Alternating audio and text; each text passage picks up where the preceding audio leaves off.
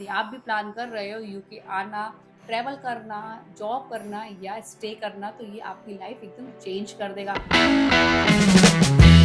Hello friends, welcome back to our channel UK के live blogs. तो I hope आप सही होगे, मैं भी एकदम फैंटास्टिक हूँ। My name is Divyani Gupta और आज की वीडियो बात करने वाले हैं एक ऐसे टॉपिक के बारे में जो कि काफी लोग बार बार पूछ रहे हैं कि मैम यूनिटी वीजा 2026 का फॉर्म कैसे फिल होगा, क्योंकि हमें तो फॉर्म फिल करना नहीं आता और ना हमारे पास लैपटॉप है।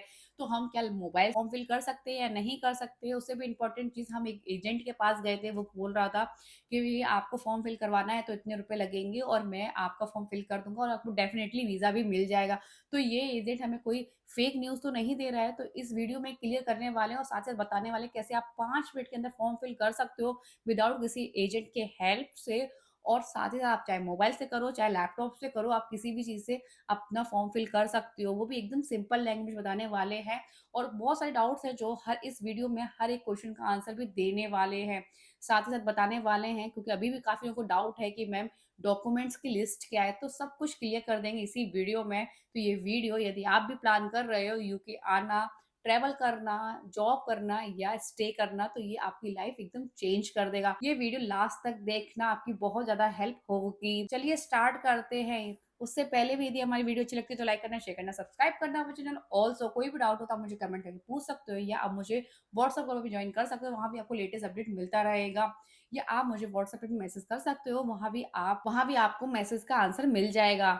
चलिए स्टार्ट करते हैं। यदि आप ये वीडियो पहली बार देख रहे हो तो उनको बता देते हैं कि यूनिटी वीजा होता क्या है। यूनिटी वीजा एक ऐसा वीजा होता है जिसमें आपको यूके गवर्नमेंट पूरे 2 साल के लिए रहने के लिए परमिशन देती है, वो भी लीगली। चाहे आपको वर्क करना है, स्टे करना है या ट्रैवल करना है। ना आपको कोई इंग्लिश टेस्ट की नीड है, ना कोई स्पॉन्सर लेटर की नीड है। आपको एप्लीकेशन फॉर्म फिल करना है और सिलेक्ट होना है। यदि आपकी एज 18 से 30 के बीच में हो तो आप डेफिनेटली अप्लाई कर सकते हो, बट कॉम्पिटिशन बहुत ज़्यादा हाई होता है और सीट बहुत ज़्यादा लिमिटेड होती हैं। चलिए अब इससे भी इम्पोर्टेंट एक बात जान लेते हैं कि भाई अभी यूके गवर्नमेंट ने ऑफिशियल अनाउंस नहीं हुआ है कि भाई डेट कब ओपन होगी, बट फॉर्म भरने की प्रोसेस सेम होती है। इसलिए मैं आपको यही गाइड करूंगी, सबसे पहले अपने डॉक्यूमेंट्स रेडी कर लो और एक प्रोसेस समझ लो कि कैसे एप्लीकेशन फॉर्म फिल करा जाएगा। ना आप किसी एजेंट के पास जाओ, ना आप किसी की हेल्प लो, बट बस आप केयरफुली इस वीडियो को देखो और आप समझो और उसके बाद ये एप्लीकेशन फॉर्म फिल कर सकते हो। यदि आपकी तैयारी पहले सही होगी और आपके डॉक्यूमेंट सही होंगे तो डेफिनेटली ये वीज़ा आपको मिलने से कोई नहीं रोक सकता है। हाँ, बट इस वीज़ा की गारंटी नहीं होती है, क्योंकि ये लॉटरी बेस होता है। बस इसमें जो सिलेक्शन है वो एकदम फेयर होता है। बस आप एकदम एकदम सिंपल लैंग्वेज में समझ लो कि भई आपके डॉक्यूमेंट सही हैं और आपका लक सही है तो डेफिनेटली ये वीज़ा आप ही के लिए है और आपको यूके आने से कोई भी नहीं रोक सकता है। चलिए स्टार्ट करते हैं सबसे पहले कि भई आपको करना क्या है। सबसे पहले पढ़ लेते हैं डॉक्यूमेंट्स क्या-क्या होना चाहिए। तो सबसे पहले आपके पास इंडियन पासपोर्ट होना चाहिए। दूसरी चीज़ ये कि आपके अकाउंट में 3 से 4 लाख रुपए होने चाहिए, वो भी आपके खुद का अकाउंट हो, ना कि आपके फादर का हो, ना आपकी मदर का हो। काफ़ी लोग कमेंट कर रहे थे कि मैम मेरे फादर का अकाउंट नंबर है, वो वैलिड होगा या नहीं होगा? नहीं, बिल्कुल भी वैलिड नहीं होगा। जो आपका अकाउंट नंबर है उसी में 3 से 4 लाख रुपए होने ही चाहिए एटलीस्ट वो भी 28 डेज़ के अंदर। दू तीसरी चीज़ ये कि भई आप टीबी टेस्ट का सर्टिफ़िकेट भी होना ही चाहिए। 4th चीज़ ये, आपके पास पुलिस वेरिफ़िकेशन सर्टिफ़िकेट्स भी होना चाहिए। 5 चीज़, आपके पास ग्रेजुएशन होनी डिग्री होनी चाहिए। बोला जाए, काफ़ी लोग कह रहे थे कि मैम हमें तो एजेंट बता रहा था कि ग्रेजुएट डिग्री की नीड नहीं है, तो मैं आपको क्लियर कर देती हूँ कि आपके पास यदि ग्रेजुएशन डिग्री नहीं है तो आप एप्लीकेशन फॉर्म फिल कर तो दोगे, मगर बायोमेट्रिक में आप रिजेक्ट हो जाओगे। तो मैं आपसे कहूँगी, यदि आपके पास बायोमेट्रिक, यदि आपके पास डिग्री है तो ही इस चीज़ को अप्लाई करना। उससे भी इम्पोर्टेंट चीज़, यदि काफ़ी लोग कह रहे थे कि मैम हमारी परसुइंग है, 6 मंथ रह गए हमारी डिग्री को, क्या हम एप्लीकेशन फॉर्म फिल कर सकते हैं? तो मैं आपको बताऊँ कि आप एप्लीकेशन फॉर्म फिल कर दोगे।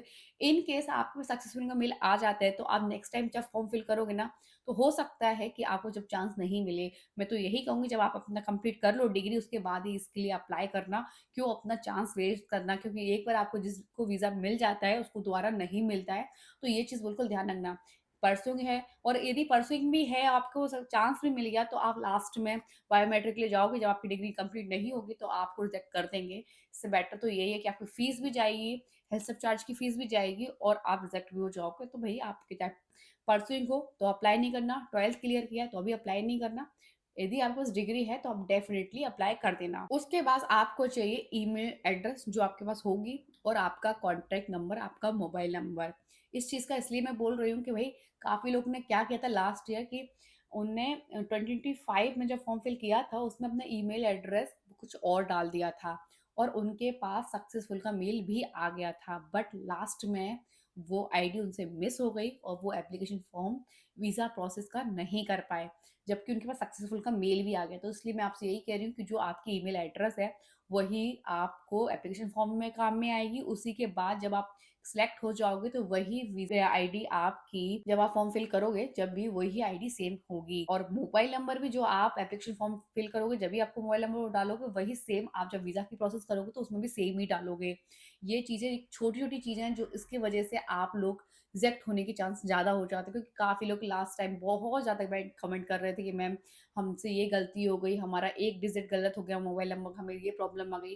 जैसे ये चीज़ बिल्कुल केयरफुल रहना, जो ईमेल एड्रेस से रजिस्टर करो उसी को ही लास्ट तक यूज़ करना। अब बात कर लेते हैं एप्लीकेशन प्रोसेस की। तो सबसे पहले आपको यूके गवर्नमेंट की ऑफिशियल वेबसाइट में जाना है।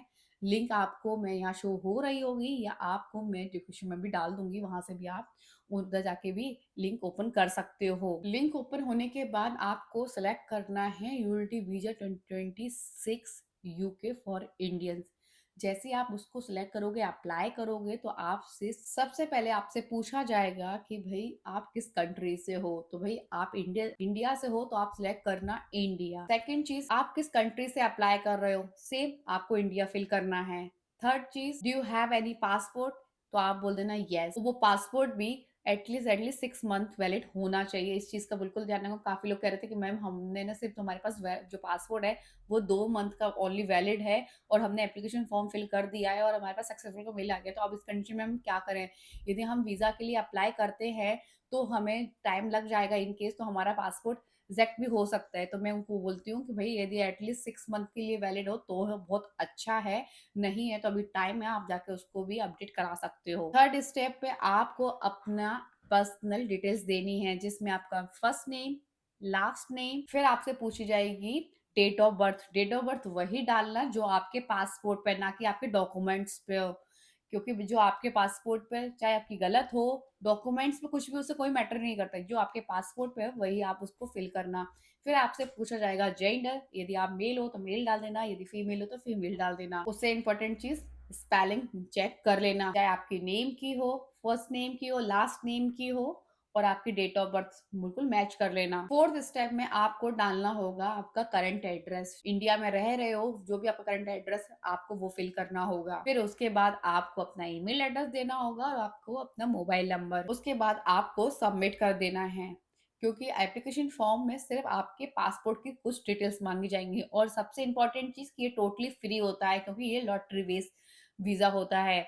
इसके बाद यदि आप सिलेक्ट हो जाते हो तो उसके बाद आपको वीज़ा की फ़ीस देनी है, उससे पहले आपको कोई भी फ़ीस नहीं देनी चाहिए। आपको कोई एजेंट भी बोले या आपको कोई और भी बोले, एकदम केयरफुल रहना कि भई ये टोटली फ्री ऑफ कॉस्ट होता है एप्लीकेशन फ़ॉर्म, इसका कोई भी चार्ज नहीं देना होता है, सिर्फ़ आपको एप्लीकेशन फ़ॉर्म फिल करना होता है जो कि टोटली फ्री है। यदि आप एजेंट के पास जाओगे तो वो यदि आपसे कहे कि नहीं आपको 1000 रुपीज़ देने हैं, 2000 देने हैं या आपको 500 देने हैं, तो आप ये टोटली फ्री होता है, तो उनकी बातों में मत आना। बस अब आपको एप्लीकेशन फॉर्म फिल कर दिया है, आपने सबमिट कर दिया है, अब आपको वेट करना है, क्योंकि और ये सबसे इम्पोर्टेंट चीज़ कि इसका रिज़ल्ट आपको किसी की वेबसाइट पे नहीं दिखेगा, ना आपके पास कोई मैसेज आएगा। अब जो आपने मेल आईडी डाला है, उस पे मेल आईडी पे ही आपका सक्सेसफुल का मेल आएगा। यदि आप सिलेक्ट होते हो तो आ जाएगा सक्सेसफुल का और यदि नहीं सिलेक्ट होते हो तो आपके पास आ जाएगा अनसक्सेसफुल का। बट अब इसमें प्रोसेस क्या होती है, कितना टाइम और रुकना पड़ता है। 2025 में जुलाई ने काफ़ी लोगों ने जो अप्लाई किया था, तो काफ़ी लोगों के तो रिज़ल्ट 1 हफ्ते में आ गए थे, बट काफ़ी लोगों के जो रिज़ल्ट हैं वो 2-2 महीने तक नहीं आए थे। तो पैनिक तो बिल्कुल भी मत होना। वेट करना 3 से 4 वीक के अंदर आपका रिज़ल्ट आ जाएगा। इन केस नहीं आता है तो आप थोड़ा और वेट कर सकते हो। काफ़ी लोगों के नहीं आए थे, इसलिए मैं आपको सही गाइड कर रही हूँ। क्योंकि भई आपको मैंने बोल दिया कि नहीं अब 2 से 3 वीक के अंदर आ जाएँगे, आप तो बोलोगे कि मैम आपने तो बोला था कि इसमें रिज़ल्ट आ जाएगा, बट रिज़ल्ट तो अभी तक आया ही नहीं है, क्योंकि यूके गवर्नमेंट के ऑफिशियल वेबसाइट पे भी दिया रहता है कि 2 वीक के अंदर आपका रिज़ल्ट आ जाता है। बट कभियों बार प्रोसेस थोड़ी-सी टफ हो जाती है, बोला जाए काफ़ी ज़्यादा कैंडिडेट्स होते हैं और इसलिए डरने वाली कोई बात नहीं है, पैनिक मत होना और थोड़ा-सा वेट कर लेना। हाँ, उसके बाद यदि आप सिलेक्ट आपके पास सक्सेसफुल का मेल आ जाता है, तो आपको जब फॉर्म फिल करना है, वो भी 90 डेज़ के अंदर। ऐसा भी नहीं है कि आपके पास डॉक्यूमेंट्स नहीं है और आप टेंशन में आ गए, मैं हमारे पास सक्सेसफुल का मेल आ गया, हमें जल्दी से फॉर्म फिल करना है और हम नहीं कर पा रहे, हमें नहीं पता है, तो हम एजेंट के पास चले जाते हैं। तो मैं आपको बताऊँ कि आप वो भी फ़ॉर्म बहुत ही सिंपल है, आप खुद कर सकते हो। बस आपको मैंने जो ऑलरेडी डॉक्यूमेंट्स की लिस्ट बता रखी है, वो आपको डॉक्यूमेंट्स की लिस्ट रेडी करना है और डिस्क्रिप्शन में भी लिख दूँगी क्या-क्या डॉक्यूमेंट्स लगते हैं। फुल आपको एकदम सिंपल तरीके से मैंने एक्सप्लेन कर दिया, आपको कोई भी डाउट नहीं है ना, आप किसी के पास नहीं जाना है, आप खुद फॉर्म फिल कर सकते हो, चाहे आप मोबाइल से करो, चाहे आप लैपटॉप से करो। काफ़ी लोगों ने लास्ट टाइम कहा था कि मैम, मैं एक हाउसवाइफ हूँ और मुझे यूके जाना है और मेरे पास लैपटॉप नहीं है, तो मैं क्या करूँ? तो मैंने कहा कोई बात नहीं, आप मोबाइल से भी कर सकते हो और उन्होंने मोबाइल से एप्लीकेशन फॉर्म फिल सबमिट किया था, तो टेंशन मत लेना, पैनिक मत होना, जो है उससे आपका फॉर्म फिल हो जाएगा। ये तो थी भई एप्लीकेशन प्रोसेस की, एप्लीकेशन फॉर्म कैसे फिल किया जाता है। अब बात कर लेते हैं वीज़ा प्रोसेस की, वो भी सेम है बट थोड़ी-सी और डॉक आपको आपको इन्फॉर्मेशन देनी होगी। क्योंकि भई जब आप सिलेक्ट हुए थे, सिलेक्ट किए जब आपने एप्लीकेशन फॉर्म फिल किया था, तो आपने अपनी बेसिक इन्फॉर्मेशन डाली थी। अब आपको वीज़ा के लिए अप्लाई करना है, तो भई उसके लिए आपको थोड़ी-सी और डिटेल्स देनी होगी। सेम प्रोसेस है, आपने जिस आईडी से लॉगिन किया था, सेम आपको यूके गवर्नमेंट की ऑफिशियल वेबसाइट में जाना है। उसके बाद जो मैंने डॉक्यूमेंट्स आपको ऑलरेडी बताए थे, वो सारे डॉक्यूमेंट्स आपके पास होने चाहिए। क्योंकि वही 90 डेज़ होते हैं, 90 डेज़ मतलब एटलीस्ट 3 मंथ होते हैं, इसमें आप अच्छे से डॉक्यूमेंट्स रेडी कर सकते हो और एप्लीकेशन फॉर्म अच्छे से वीज़ा की प्रोसेस कर सकते हो। और साथ ही साथ आपको बोला जाए 90 डेज़ मतलब 3 मंथ, इसमें आप अच्छे से फॉर्म फिल कर दे सकते हो और उस फॉर्म को सबमिट कर सकते हो। आपको 90 डेज़ के अंदर फॉर्म फिल करना था, यदि आपको सक्सेसफुल का मेल आ जाता है तो फिर वही 90 डेज़ मतलब आपके 3 मंथ, 3 मंथ में आप अच्छे से अपने डॉक्यूमेंट्स रेडी करके फॉर्म फिल कर सकते हो। सब अब बात कर लेते हैं कि एप्लीकेशन फॉर्म तो आपने सबमिट कर दिया था, तो अब वीज़ा की प्रोसेस क्या है? वीज़ा की प्रोसेस के लिए सबसे पहले आपको ऑफ के यूके की ऑफिशियल वेबसाइट में जाना है। यूके ऑफिशियल वेबसाइट में जाने के बाद आपको सेम यूटिलिटी वीज़ा सिलेक्ट करना है। सिलेक्ट करने के बाद फॉर्म अप्लाई करना है। अप्लाई करने के बाद आपको बेसिक डिटेल्स जो आपको ऑलरेडी बताई थी कि name, surname, date of birth, current address, mobile number, basic चीज़ें जो आपसे पूछी जाती है, बस आपको सारी चीज़ें देनी है। एड्रेस देनी है, डिग्री का पूछे मतलब बेसिक इन्फॉर्मेशन आपको देनी है। बस वो भरने के बाद आपको यहाँ अब वीज़ा की फ़ीस देनी होगी। वीज़ा की जो फ़ीस है वो 32,000 एप्रॉक्स है इंडियन करेंसी की बात हम और हेल्थ सब चार्ज की बात कर लेते हैं तो वही वो 1.5 लाख के आसपास है, वो भी पूरे 2 साल के लिए। तो टोटल बोला जाए तो वही 1,80 के आसपास आपको पड़ जाएगा। मतलब मोटा-मोटा भी लेके चलते हो तो आपके 2 लाख के आसपास आ जाएगा, जिसमें आप कुछ टीवी टेस्ट सर्टिफ़िकेट करवाओगे तो उसका एक्स्ट्रा चार्ज लग जाएगा, कि भई जिसमें 2 ढाई हज़ार के आसपास वो टीवी टेस्ट सर्टिफ़िकेट होगा, तो वो हो जाएगा। छोटे-छोटे जैसे आप कहीं मतलब छोटे-छोटे जो खर्चे हैं, वो इंक्लूड है। एटलीस्ट बोला जाए तो मैं कहूँगी 1,80 के आसपास आपको आराम से कुछ नहीं एक्स्ट्रा नहीं देना होगा, इसमें सब कुछ हो जाएगा। बट आपके अकाउंट में 3 से 4 लाख रुपए होने चाहिए, ये पैसे आपको किसी को देने नहीं है बट आपके अकाउंट में होने चाहिए, ये लोग चेक करते हैं। वो भी 28 डेज़ के अंदर।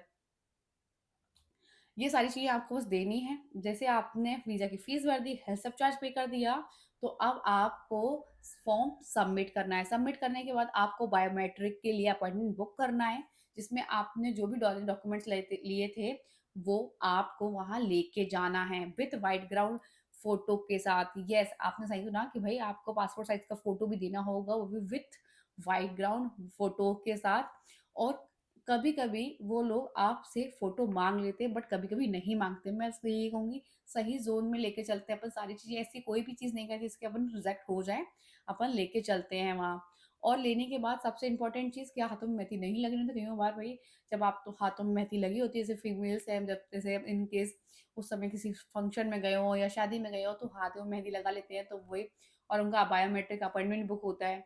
तो उस वज़ह से उनकी हाथों की मेहंदी लगाने से फिंगरप्रिंट नहीं आते हैं, तो उसकी वज़ह से भी वो बात रिजेक्ट हो जाते हैं। तो इन छोटी-छोटी चीज़ों को बिल्कुल आपको ध्यान रखना है, जिसकी वज़ह से आप रिजेक्ट ना हो। जिस डेट को आपने अपॉइंटमेंट बुक किया था, वहाँ जाकर आपने अपना फ़ोटो निकलवा लिया, आप अपने फिंगरप्रिंट्स दे दिए, बस फिर आपको वेट करना है। वैसे तो वो ज़्यादा आपसे क्वेश्चन नहीं पूछते हैं, बट उनको जब लगता है, कुछ डाउट लगता है, तो वो आपसे बेसिक क्वेश्चन पूछ लेते हैं। ये सब फिर प्रोसेस होने के बाद 3 से 4 वीक के अंदर आपका वीज़ा आ जाता है। और आजकल तो ई वीज़ा है, जो कि 24 आवर में ही आपको मैसेज आ जाएगा कि आपका वीज़ा कि सक्सेसफुली हो गया है प्रोसेस में। तो भई मैं आपसे यही कहूँगी, कोई गलती मत करना, सारी लिस्ट मैंने आपको बता दी है। वीज़ा क्या-क्या प्रोसेस है वो भी मैंने आपको बता दिया है। सिर्फ़ आपको कुछ नहीं करना है, बस आपको बस अपनी पूरी डॉक्यूमेंट्स की लिस्ट तैयार करना है, और पूरे डॉक्यूमेंट के साथ-साथ उसकी ज़ेरॉक्स भी रखनी है। क्योंकि भई ऐसा नहीं हो कि एक आध आप ओरिजिनल देके चले जाओ, और कइयों बार क्या होता है, जल्दबाज़ी में अपन भूल जाते हैं या दे देते हैं, कहीं छोड़ देते हैं। तो भई मैं तो यही कहूँगी, यदि ओरिजिनल आप एक फ़ोल्डर बना लो, उसमें रख लेना, और एक फ़ोल्डर में आप सारी ज़ेरॉक्स रख लेना। जो भी नीड हो वो आपको वहाँ दिखा सकते हो, बट लेके ओरिजिनल ही जाना, बायोमेट्रिक के लिए। डुप्लीकेट मत लेके जाना, मतलब डुप्लीकेट लेके जाना, बट बायोमेट्रिक के लिए सिर्फ ओरिजिनल भी लेके जाना, मतलब दोनों ही लेके जाना है आपको। बस आपको ये करना है, उसके बाद आपको अपने टिकट्स बुक करने हैं यूके के लिए। यदि आप किस मतलब किस सिटी में आना चाहते हो, ये लंदन में आना चाहते हो, मैनचेस्टर में आना चाहते हो, कि आप स्कॉटलैंड में आना चाहते हो, क्योंकि यूके में आप चारों कंट्री में ट्रेवल कर सकते हो। इस वीज़ा का यही फ़ायदा है, चाहे स्कॉटलैंड हो, वेल्स हो, नॉर्दर्न आयरलैंड हो या इंग्लैंड हो। इस किसी की भी कंट्री में आप आराम से जा सकते हो, और किसी भी प्लेस पे जा सकते हो। और यदि आप लंदन में स्पेशली आओगे, तो लंदन थोड़ा-सा ज़्यादा कॉस्टली है, तो भई मैं यही कहूँगी, यदि आपको बजट अच्छा खासा सेव कर पाओगे तो कोई प्रॉब्लम नहीं है, यदि नहीं है तो आप लंदन के नियर बाय किसी भी उसमें रह सकते हो, और आपको शेयर में रूम मिल जाएगा। बट लंदन में अपॉर्च्युनिटी भी बहुत ज़्यादा होते हैं, बट ऐसा नहीं है, जो नियर बाय जो प्लेसेस हैं उसमें भी आपको अपॉर्च्युनिटी मिल जाएँगी।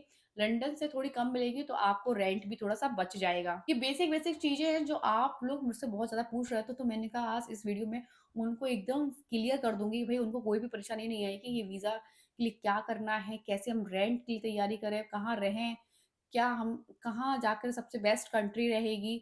तो भाई यूके के आप किसी भी कंट्री में जा सकते हो, इस वीज़ा को लेकर इतनी टेंशन लेने की बात नहीं है, कहीं भी जॉब भी कर सकते हो, ट्रैवल कर सकते हो फुल। और यदि आपके पास यूके वीज़ा है, तो आपको ऐसी और भी कंट्री हैं जो वीज़ा फ्री हैं, वो भी वहाँ भी आप जाके वहाँ विज़िट कर सकते हो, आप अच्छे से एक्सप्लोर कर सकते हो। तो बस यूके वीज़ा के बहुत ज़्यादा फ़ायदे भी हैं। हाँ, थोड़ा-सा एक्सपेंसिव है, बट कोई नहीं, यदि आप भी जॉब करते हो यूके में, पार्ट टाइम करो या फुल टाइम करो, टेम्परेरी या परमानेंट, तो आप अच्छा खासा सेव भी कर सकते हो, और अच्छा खासा अर्न करके अच्छे से एक्सप्लोर भी कर सकते हो। आई होप आपको ये वीडियो में सब कुछ क्लियर हो गया हो, और ये वीडियो अच्छी लगी है तो लाइक करना, शेयर करना, सब्सक्राइब करना वो चैनल। ऑल्सो यदि आपको कोई भी प्रॉब्लम है, तो आप मुझे व्हाट्सएप पे भी कनेक्ट कर सकते हो, वहाँ भी मैं आपको आंसर दे दूँगी, या आप व्हाट्सएप ग्रुप में जॉइन कर लेना, मैं आपको वहाँ भी लेटेस्ट अपडेट देती रहूँगी। मिलते हैं नेक्स्ट ब्लॉग के साथ।